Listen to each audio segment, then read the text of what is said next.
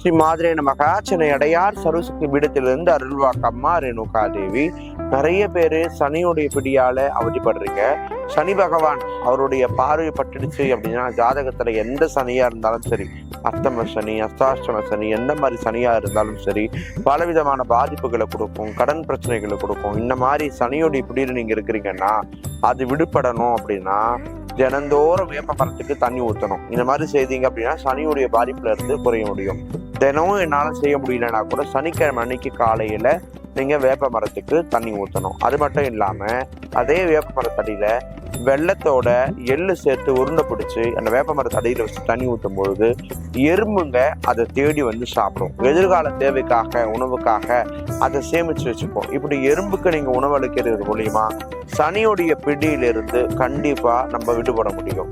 சனி பகவானுடைய தாக்கம் இருக்கக்கூடாது அப்படின்னு சொல்லிட்டு தான் தினசரி நம்ம வீட்டுல கோலமே போடுறோம். அதுல எறும்புக்கு உணவாக அரிசி மாவால கோலம் போடணும். ஆனா இந்த காலம் மாறிடுச்சு. சுண்ணாம்பு மாவால கோலம் போடுறாங்க. நான் சொன்ன மாதிரி வெள்ளத்தோட எள்ளை கலந்து நீங்க வேப்ப மரத்தடையில் வச்சு தண்ணி ஊற்றும் பொழுது எறும்புகளுக்கு அது உணவாக்கும் பொழுது சனி பகவான் பிடியிலிருந்து விலகி அதே சனியால நீங்க கோடி கோடியா சம்பாதிக்கிறதுக்கு சனியுடைய அனுகிரகம் உங்களுக்கு கிடைக்குங்க. இது சத்தியமான பதிவு, உண்மையான பதிவு, சித்தர்கள் சொன்ன ரகசிய பதிவு. முயற்சி பண்ணி பாருங்க. ஏதாவது சந்தேகம் இருந்தா கமெண்ட்ஸ்ல கேளுங்க. பின்வரக்கூடிய பதிவுகள்ல அதுக்கான விளக்கத்தை கொடுக்குறேன். நன்றி. சிவாய நமः.